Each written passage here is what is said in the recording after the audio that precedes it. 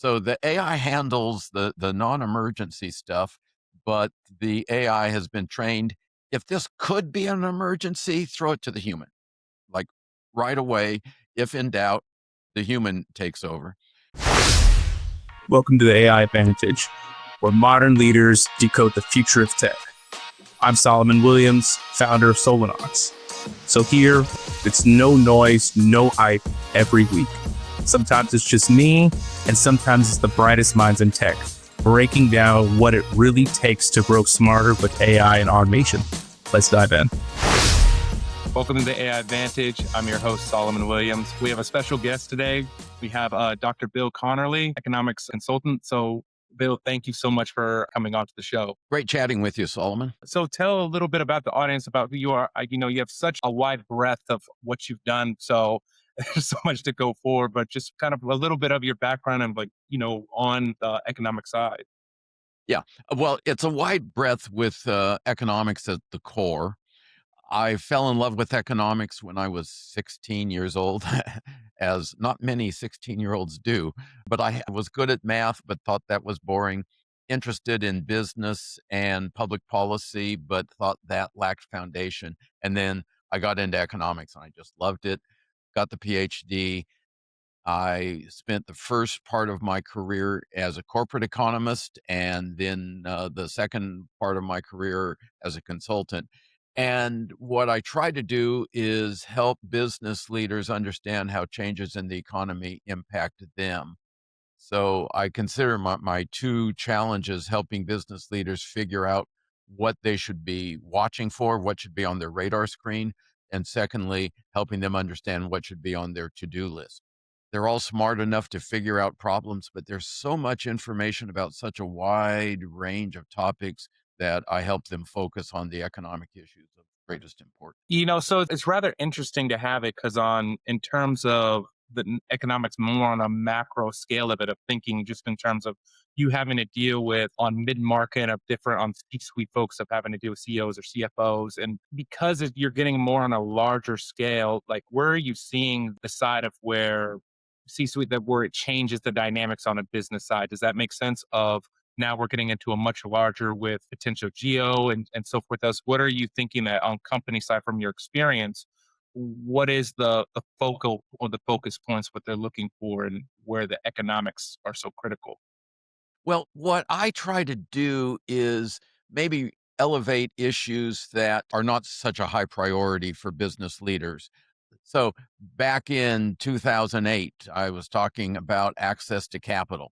And people were talking about falling sales, but I'm like, hey, you need capital now, but you also need it in the rebound. A few years ago, I was talking about the tight labor market, and that was driven by partially by the boom after the pandemic, but also just the changes in demographics where we're not growing our labor force anymore. So as things change, I see something going on and I'm like, oh, this is a big business impact. So I had on AI, I had artificial intelligence in the back of my head for 20 years. And people would say, oh, AI is going to be big. And I'm like, yeah, I heard that. I heard that decades ago, and maybe it's making progress, but Google Maps is getting better. Okay, fine. And then with Chat GPT, I said, holy cow, I think it was cow, I said, holy cow, this is a game changer.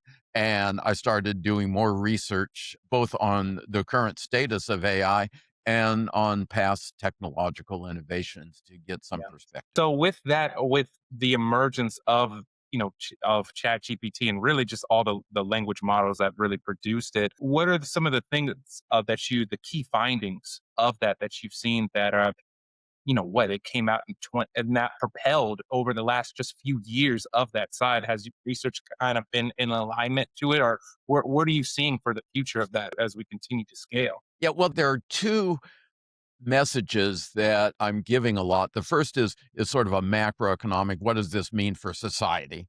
And then the other one is, in what way is it going to affect business? And the big picture is, I've got a book on my shelf on the Industrial Revolution, talking about how spinning wheels for taking wool and cotton and making thread were connected to water. And then the weaving looms were connected, and that put weavers out of the job, and the Luddites were there. And, various technological innovations, steam engine, electricity, railroad, blah, blah, blah. And what we see is that efficiencies drove down prices relative to wages. So people were better off in the aggregate. People had 2 or 3 sets of clothes for the first time in human history. And, today you walk into your closet, and how many shirts do you have? How many pairs of Right. shoes? So people got better off for the most part, but that's an average. And there were always some people who were worse off, that they had specialized skills that were very much in demand until the new technology came and boom, things worked. So I think that the big message on the big picture is, hey, humanity is going to be better off, but there are going to be some people who are worse off because they have specialized skills. Right. And I think that's part of the pieces of what you even mentioned before of even just your work, where you want to, not only on the AI side, but on the business front as well, as connecting the dots between the economy and what on the business decisions, correct? So with that of how we're really transitioning over and the social impacts, the economical, the business impacts of AI that we're kind of going forward. Do you see on with talking with other business leaders and from your experience in your consulting, is it still trying to wrap around how it's going to be on a business side, or is it more on how do we scale this and how do we future state how the Yeah. implementation of it? Yeah. Well, the average business leader doesn't know, Right. Yeah. or the average business leader thinks he or she knows, but is putting too much confidence on that first guess. So it's a mishmash, and I'm surprised by the number of people who think that Chat GPT is AI and AI is Chat GPT. And Right. I mean, Chat GPT is wonderful, no doubt about that. But what I see happening is there are some occupations, some tasks where direct work with a chatbot like ChatGPT or Claude or Gemini is huge. Programmers are benefiting directly, and people who write for a living, marketing, text writers are doing that. But the big business effect, I believe, and Solomon, after I say this, I'd like you to push back because you have a different perspective. I mean, a different set of people you're talking to. But I think the biggest impact will be AI driven apps where the user doesn't know anything about AI. So I talked to some electrical contractors, and they're seeing applications for estimating. A general contractor says, hey, here are the blueprints, and says to the electrical contractor, you want to bid on installing all the wiring. And so there's an app now that will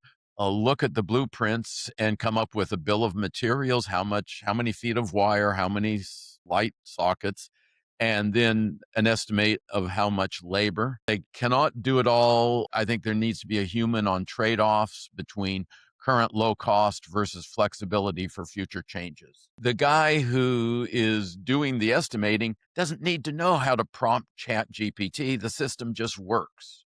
And I think that is going to be the game changer rather than the people accessing the chatbot themselves. Does Yeah. that make sense No, in no, it what you've seen? absolutely does. I think it kind of brings in because even here at Solanox, kind of going through it aligns because of we work with other technology or with other companies, and everyone wants to say we want to implement AI, but there's such a background to it of how, first of all, how to adopt AI into your work stream and into your business, and so then we have to look at the governance of it. So that even with our team and I, we have to really assess, is this data, is there PII? So we kind of call it personal information identifier. So it goes through on, are you in the healthcare? So we have to follow HIPAA compliances. Is your business prepared for that? So there's so many structures of building the framework before we have that. So to your point, and then that's part of the adoption side, of having to teach everyone prompt engineering for your team. That's going to waste time. That's going to take time apart. So where do you add in also keeping in the human and the looping in on that side? But how do we think of security? How do we make sure that when it's going through, for example, we work a lot with Copilot and Microsoft back because we're a partner with Microsoft is how do we implement that inside and how is it done effectively? And there's phases to it. So I think to your point as well, how do we get to a point of where it's so effective because of the data that's proffered in, making sure you have the effective data? How, when it comes through for the app you're going for the electrical side, where does the engineer come into part where he doesn't have to deal with it? It gives them everything that they need to pump and enhances his job. So providing these are these things that you might want to look for, and I think that's the powerhouse of it.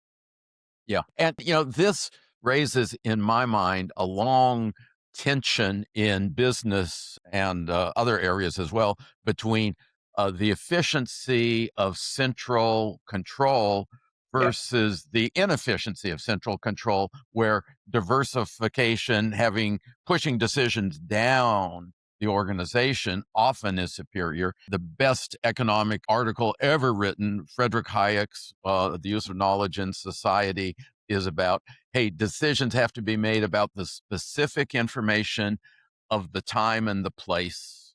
But on the other hand, there needs to be some kind of central issue of, hey, everybody needs to protect privacy, corporate secrets. And I have encouraged people to play with ChatGPT first or one of the other bots, and then to look for specific applications relevant to that person's task. So, maybe you're the purchasing manager at a manufacturing company. You see that the company has a new order and you want to sort of translate that order into purchasing requirements.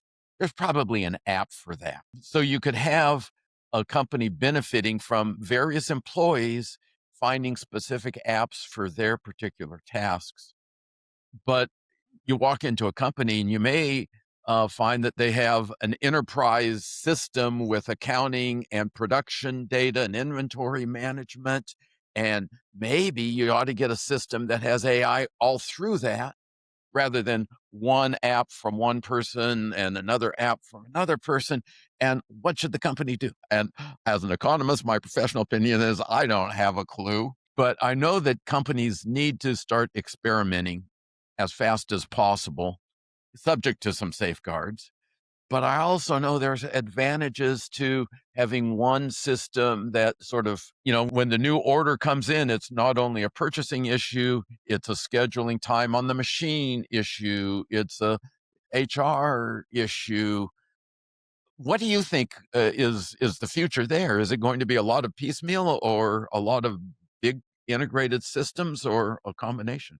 Yeah, I really think that it's going to be a little bit of piecemeal a side of it as we go through. So we kind of follow through. I don't know if you've heard the term film model. So film kind of goes into there's finance, there's IT, there's legal, and then there's marketing, right? So Okay. especially with these pieces, if you're going to ERPs on an enterprise level, there are so many pieces to kind of come forward. So just from our side of just even coming forward with a client that's coming on that wants to partner wants to expand their cloud architecture, right? That which is all of the AI is going to be based off of plus of your on-prem data that you have. First we look at, how is the workflow, how is the business working now at this point? And then where you want to go with AI, you start with just a simple task. And as you've mentioned even before, what do you want? What do you want automated? What do you want to enhance from the humors? We call it from external users, that's your customer. Then you have internal customers from inside the organization. So from this side, I feel like it's twofold because it depends on whether or not you want to integrate it into the whole enterprise, but there needs to be a proper before it goes into production live. There are these pieces of dev and sandboxes we call it before it follows through. So to answer your question, I think it's going to be piecemealed as you want to kind of follow through before you get it out there. You want to do your due diligence, but I think just of how fast it's moving and how businesses want to be able to be competing with each other and staying forward. It's going to be an adjustment, but I feel the groundwork as a whole, it should stay as the fundamentals. With Microsoft, we call it zero trust. So you want to keep these groundwork fundamentals on proper data. Is the data being used? Who can access it? Where are the pieces where the AI stops, where the human can loop in? Does that make sense? Yeah, it does. And, one of the things I learned as I started applying economics to specific business challenges Yeah. is that whenever there's a great success, there have been mistakes. And if you want an error free system, you're on the wrong planet. And companies will have to accept that there are going to be mistakes, but it sure makes sense to say, hey, if we send the wrong email, Mhm. marketing message to somebody, that's a small mistake. If we send somebody a $10 million refund and the person doesn't deserve a $10 million refund, that's a big mistake. It is. And so you need to say, let's experiment where we can make a lot of small mistakes. Small mistakes are good. Small and easily identifiable mistakes are good. If I have a formula in Excel and it's off by 1%, that's a real pain. If it's Yes. off by 600%, it just stands out and I fix it right away. Right. So what you want is experiments that help you make many small but easily identifiable errors. Yeah. And I'm so curious, Bill, of just from your journey as how it's evolved from economist to now strategic advisor on the side. So seeing where it led up and kind of, when you're doing your research of, as you said, when ChatGPT came out, because AI is more than just the chatbots. It's so much wider as they're kind of going more to the AGI of artificial general intelligence, whether or not how far we are into that side, but it's approaching faster just of how these leading for ChatGPT, and then you have Anthropic. And so what has been your position watching AI from early machine learning to now to the frontier systems of what Anthropic's doing? And so what are your thoughts as it continues to evolve, in your perspective? Well, I'm going to go backwards in history and talk about what we've seen from other great technological revolutions. Yeah. So I was reading, and I've forgotten where, an account of the early days of the automobile industry. 1908, there were over 250 companies manufacturing automobiles. Mhm. 250. And, one of them was a guy named Henry, Henry Ford. Henry And, Ford. there was Chrysler and Yeah. Buick. But most of those failed. The thing is, not only did most of those companies failed, but from 1908, the auto industry just boomed. So I Yep. think that we have many companies in the AI space that will fail, but the AI usage is going to boom. And, 5 years from now, it's like, how did we ever get by without it?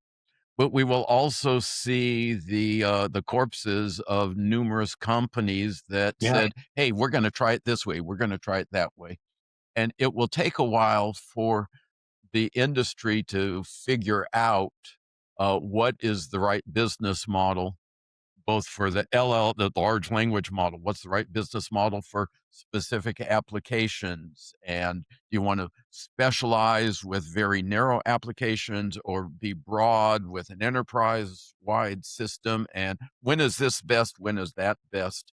And a lot of experimentation, and there'll be a lot of companies going by the wayside.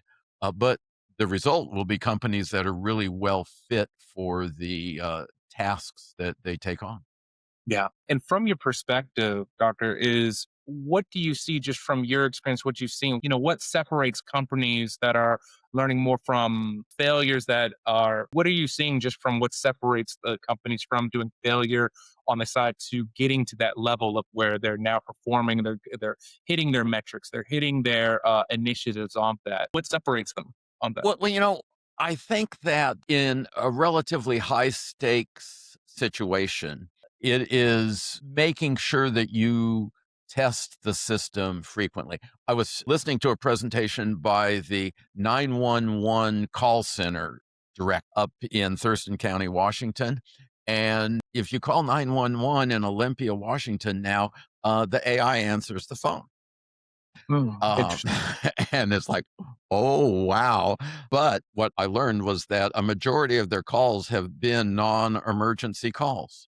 Hey, there's a dog barking, the neighbor's playing the stereo too Right. loud, or where do I pay my water bill? So the AI handles the non-emergency stuff, but the AI has been trained. If this could be an emergency, throw it to the human. Like right away, if in doubt, the human takes over. And then they rolled it out during the quietest part of the day when they got very few calls, but they still had to have people standing by. And they monitored the AI conversation in real time.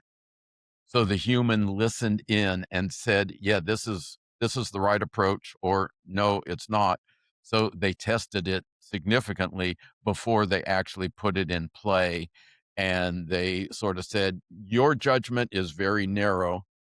And then over time, the judgment grows. Okay, we have confidence that it's making the right decision 99.99% of the time. And, even if you're running something not as critical as 911, when there are big dollars, big customer relationships, big employee relationships, big government rules, I think that gradual step it up, monitor it over time is probably the best strategy. Yeah, it's amazing, isn't it, that just now it's even gotten to just 911 now of where it's getting involved in. It's and you don't even from you sometimes it's getting so well with just the voices of what Voice Labs, I believe, is going into it, that it's hard to distinguish now at this point. So it's just phenomenal just where we're going in this time. Yeah. And there have been so many bad customer service, customer no service interactions that Wow. people sort of have a bad attitude. I think their attitude will improve if they have a good experience and then later realize this was an AI experience. Like, I don't really care whether it's a human or not, so long as I get my Get issue the resolved issue done. easily, quickly. We had to do with a previous because mostly we work with the mid-market side because now you're getting into much more of how to effectively, but we've had a smaller business for a restaurant and they had the same issue of they wanted to take away of the hostess and the host being able to call and getting forward, but they had a problem with their previous side because it was the automation they had was very limited. So we put through, as you said, you get a testing, you get the piecemeal, what are the usual frequent questions and so forth. Now, and we've put in this assistant, this AI assistant that was through Microsoft, that helped it through. And now the guest from the host, it plays in, they'll say, let me think about that, and you wouldn't even know like of it because like let me check, and then if they don't know, it says let me stand by, let me get somebody to check in, and it'll bring in a Right. real person that comes through, and from the external customer has no idea. To your point, I just want to make sure that my inquiry is getting fulfilled and I don't have to feel like I'm always in a waiting or I'm having to say a representative please of that side. So really takes into that side. So with that, and I really love to get your perspective, Bill, just of this side. What are the shifts that you're seeing just of recently that business leaders should be paying attention to as they go forward as this? Yeah, I think that they have been, in many cases, in a reactive mode Mhm. as opposed to a proactive mode. Reactive is, hey, I just heard that there's this system that can do this. Maybe we ought to do it. The proactive, and first of all, that is good. It's not entirely bad, but what we're moving to is the more proactive, where the business leader says, okay, what is a dull, repetitive task that occupies our people, and we can reduce the burdens of that. Right. Yeah. And one of my first articles about artificial intelligence, probably in 2023, talked about industries that would be slow to adopt because they were high stakes industries, life or death decisions, Yep. and very litigious. So if you make a mistake, big lawsuit. And I said healthcare. And immediately somebody, I've forgotten his name, called me up and talked about his healthcare system, which is now being used by my doctor, Wow. which is I have a physical exam, the conversation's recorded, and the AI drafts a medical record entry for the doctor to review. Well, doctor time is very, very valuable.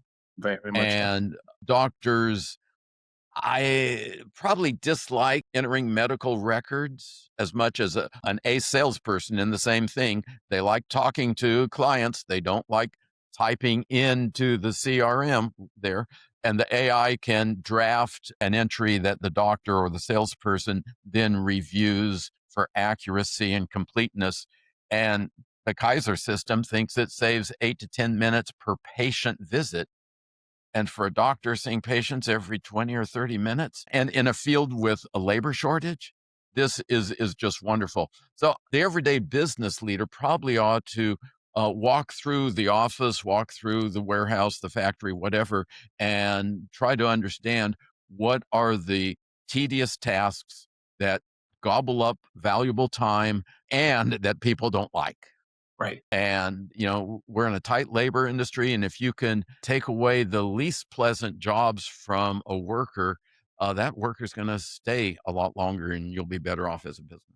Yeah, and I think that's kind of one of the things as part of like when we do the discover and uncover, and I'm glad that you have that. Even on the team adoption is going into what are the pieces of, and we kind of break it down into teams of from the company. You get a perspective of what is the single pain point, as you said before, is usually typing in and doing Copilot now as or any other Fireflies or any note taker now can kind of digest that and make that more summarized. But when you kind of look into, as you were saying before, like what are the key, pain points that we can remove? And if you get that, if you really focus in on the team and then go through it, how do I make that team? It goes back to how can I make where people are worried about AI is going to take jobs. And, I'm always a proponent of we want to keep the job, but how does it enhance that coordinator, that manager to take care of their day-to-day tasks? And then how can they move it into really how can I make the business better, or what can I do in my role that is elevated? Because now I'm saving all of it this time. Does that make sense? Yeah. Solomon, that is such an important point. And everybody ought to rewind and listen to you say that again. So I realized 20 years ago that the demographics of the labor force is such that, this is an important, based on our demographic estimates, the current decade from 2020 to 2030 will have the lowest growth of the working age population since the Civil War. Wow. The lowest Really? growth of the working age population since the Civil War. And the way to deal with the tight labor market, number one, increase the productivity of workers, not by whipping them harder, but by making them more productive. Secondly, increase employee retention. So after you've trained somebody, brought them up to speed, keep that person there. And thirdly, better recruiting, which comes from having happier workers, and you get word of mouth. The key person is the first level manager, not the executives. The executives have a role to set standards for that. The first level manager has so many reports due and check off lists, so many obligations that the first level manager is not spending a lot of face to face time with the employees doing the work. Yeah. And if the AI can free up the manager's time, and the manager gets high level direction, talk to your people face to Right. face, have a conversation. What are you doing that is bothersome, that is frustrating, that takes too much time, very little satisfaction? Worker may not know there's an app for that Right. that will make his life easier. The manager may very well know once the manager understands this is a frustration point, and you will get higher productivity from your workers, better retention, better recruiting. But the manager is just so overwhelmed now. So, from a senior management perspective, I would say start by helping your first level managers get through their day, spending Yeah. more face time with employees. So, so there it is, AI as a way to increase face time. To your point, like it was back in June, client was migrating over to Azure to the cloud. They're going from AWS to Azure. And as we transitioned over, they wanted to implement Copilot into what's called Power Apps, Microsoft Power Apps. It does those internal apps. But to the point of it, it's getting into is, and I'm bringing up the story of it. We're working with the manager side. Is there we use kind of Confluence or Jira. There's where there's documentation. Or what is the onboarding side for people coming forward? What does that look like to get started? And normally, the manager when someone comes on, they shadow. They want to make sure that has that point. But where can we input AI into the side? Now, problem that we had though, as us coming in as consultants, as we were their partners, is that the people, after really kind of understanding, they were afraid because if they put their day-to-day task into it, they feel like you're about to replace me because they've been Yeah. hearing Yeah. these tasks of AI, and with all of these firings that have been going on, it's a valid concern. So we've had to shift it, and again, it's called into piecemealing, right? Because you're dealing with not only on the technical, the operational capacity, but now you're dealing with the cultural of the employees and so forth else. So what we initially did was we kind of come together talking with the managers on that side, knowing from the manager level and what have been the pain points just from what they've thought about. Again, it takes time of iteration after iteration, but it's come to a point that we've been able to build out a proper Confluence onboarding board to help people set up and takes the time away that has it to where the manager can focus more in, that can eliminate those questions that have it to where the worker came in. And it takes away time. Now the manager has more time to focus on the hiree or for the team lead. And it builds upon this. And again, the more proper data that they have for the role, for the team, and then you're kind of shifting, you're going higher and higher down up the side, it makes an impact. Those small increments, as you said, from the doctor's standpoint, saving 10 minutes adds on, and it's a snowball effect. We had every November Nobel Prizes are awarded, and I was reading some of the work of the new two of the new Nobel laureates in economics, because that's what I do. And there had been research about gains and job losses in companies that are innovating. Mm. And, we think of automation and other innovations as cutting employees. The companies that innovate, on average, do not lay off people.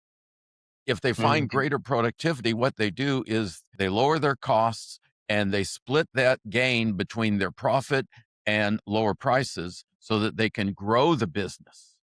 And then they Mm. hire more people. Right. Even though they need fewer people per step, they are doing so much more volume that the innovative companies expand their employment. The companies that have to do layoffs are the ones that did not innovate. Now, Interesting. I don't know exactly how you message this to your employees, but it could be, first of all, we are trying to expand without having to add more people. It's hard to hire. And in many, particularly factory and industrial applications, there's something they call the silver tsunami of people with my hair color who are about to retire, and they really dominate manufacturing and construction. And when those people leave, wouldn't it be great if we can still run the business? The young guy in shipping doesn't have a job if there isn't person running the big machine in the factory, but that person's going to retire. How do we deal with that? So good productivity improvement is actually good for keeping the business going and keeping jobs there. So to that point of what you were saying, how can leaders, even from the high up, how can what would you think, how can they foster that kind of innovation mindset across to their teams or whatnot, you would Yeah, say? I think it's communication, and I think it's also a track record. But one of the things that builds employee retention is trust. Oh, yes. And one of the ways to get trust is just talk to people. What the employee is most likely to be suspicious of is the manager who's not talking to the employee. The So, boss is talking to the big boss. I wonder what they're talking about. Are they talking about our jobs? But right. if the manager just sort of takes time and has some staff meetings, but a lot of one-on-ones, hey, this is what our plan is. Our plan is to serve more customers, do greater volume without increasing our staff. Employee would say, fine, we don't want to get rid of staff. We want to increase our volume. I think Right. employees will feel good. There's some Yeah, of course. cases where that would be a lie, and customer service jobs are probably the case where, if you've got 1,000 people in a call center for some big bank or insurance company, yeah, you'll probably have to do layoffs as you implement AI. But in many, many parts of the world, you will not have to do layoffs if you do. Yes. And I really love that piece of it, because it doesn't matter in me kind of realizing further on just in my career, just going further, everything is based off relationships. It's trust based off relationships, business, whether it's the employee level, whether it's CEO, whether lead generation or for dealing with, even from political, everything is relationship based on a human Right. level. Yeah. And Yeah. that's what Yeah. drives of the business. Humanity. Right. Yeah. Yeah, absolutely. So this has been great, Bill, because it really kind of perfect perspective of this. I want to ask, on top of the trust and so forth that you and communication that you had, if there's one thing that leaders had, to prepare for like this major change for the next 6 to 12 months for their business. And from your experience, what would you think that is the key side of that they can implement to help them grow? I think it's a perspective. When I look at our history, Thomas Jefferson in the Declaration of Independence talk about a right to life, liberty, and the pursuit of happiness. I didn't understand the pursuit of happiness for most of my life. But well, I think what it really means is people able to pursue their own goals, their own ends, their own satisfaction. And for some people, family is important. For some people, religion's important. For some people, golf is important. But Right. for most people, um, a sense of having done something worthwhile. Yes. And maybe that's welding something together. Maybe it's helping with a customer challenge. But people really thrive on accomplishing something. So I think AI, broadly speaking, will allow us in our leisure to have more leisure for the things that give meaning to our life, but also more satisfaction at work by getting the useful things done and not doing the trivial garbage tasks that are incidental to every job. Yeah, I do agree. I think it's really, even seeing it now, just on how much value, even for the sales reps now of for customers of having it, to now it can give you suggestions on what to ask based off of the transcript of it. Yeah, It can be able to yeah, provide yeah. and be this soundboard, this assistant on the side to help you along with that. So And I one of the think best questions a manager can ask, I got this from Dick Finnegan, who wrote a great book called The Stay Interview. One of the best questions a manager can ask an employee is, hey, when you're coming into work in the morning, what are you looking forward to? that's a good point. I love that. And let's try to throw the employee more tasks that the employee will look forward to. And the companion question is, what do you not look forward to? And Right. let's try to pull that away from the employee, because businesses are going to continue to have employees. And let's give Yes. them the kind of stuff that they want to do and not the kind of stuff that they dread doing. Right. And it goes back, is as you said, with from Thomas Jefferson, that pursuit of happiness, it's feeling purposeful. Even with someone that's coming on, whether it's a contractor, what am I doing that I can say that I've provided value? And I think Yeah. that's key aside. Yep. Absolutely. Absolutely. Yeah. Yeah. No, this has been great. So I always ask every guest that kind of comes on for, let's say, ChatGPT came out. So for ChatGPT 9 or 10, as we evolve into this next 5 to 6 years, what would you, if you had a magic wand, what would you love AI to do, whether it's from your consulting experience or whether it's just to your personal, what would you love to have it accomplish? I'm quoting somebody and I've forgotten who, and whoever I'm, quoting, sorry, I don't recall your name, but the person said that AI is enabling people to create art without spending a lot of time doing it, to write poetry without spending a lot of time doing it, but they still have to do the laundry and wash the dishes. It's like, no, no, no, let's go backwards. I want to write the poetry. I want to create the art. You get the dull tasks done. So, we don't have a room with, the vacuum cleaner, but it's like, yeah, that's what we ought to do with our life, have a robotic vacuum cleaner, because that's something I don't get any satisfaction from. Right. So it would be that being able to get to this next step, would you say, like the robotics of it doing the cleaning your laundry and like making sure after you clean, make a big dinner, like, oh, for Thanksgiving, now you have something that does the Right. dishwasher for you, that builds out, that does the Yeah. cleaning. But it's not just robotics. Come tax time, it's like, okay, I don't want to do taxes. Pay the bills. Paying bills has gotten hugely better than it used to be, Used to but be, absolutely. but there's still room for improvement. Dealing with car maintenance, and just like when my wife says, "Hey, Bill, this light switch isn't working," it's like, my wife is really smart. She could fix the Right. blankety blank switch herself, but apparently that's my job. You know, get all of the menial stuff taken care of. But I'll tell you, Claude or Chad, I use Claude a lot. And on Right. home repairs, it's pretty dang good. It is really good, isn't it?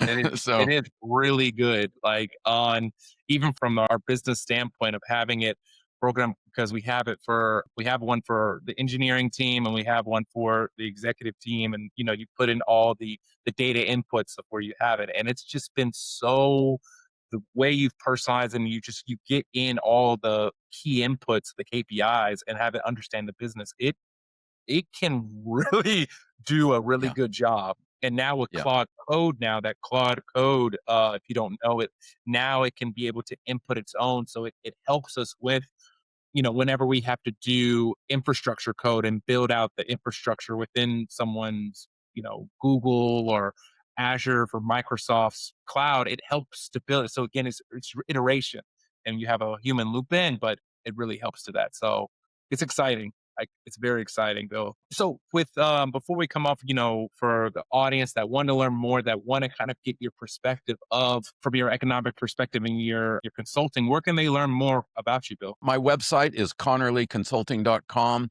And if you put in Bill Conerly, Google will fix your spelling errors. My name is frequently misspelled, but Google's good. I guess that's an AI app to figure that out.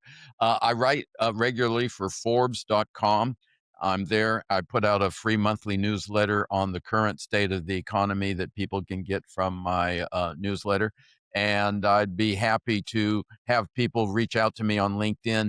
But I tend to ignore just the random people. So mention that you heard the podcast here, and connect to you on LinkedIn. Perfect. For everyone that's listening, that's staying tuned, thank you so much. Bill, again, it was so great having you on. If we don't hear from you, I hope you have a good holidays, have a great Christmas, and we'll talk soon next time.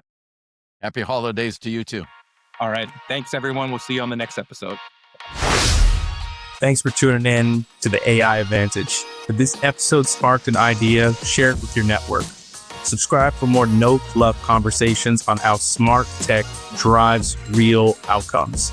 And if you're ready to future-proof your business, let's connect at solonox.net.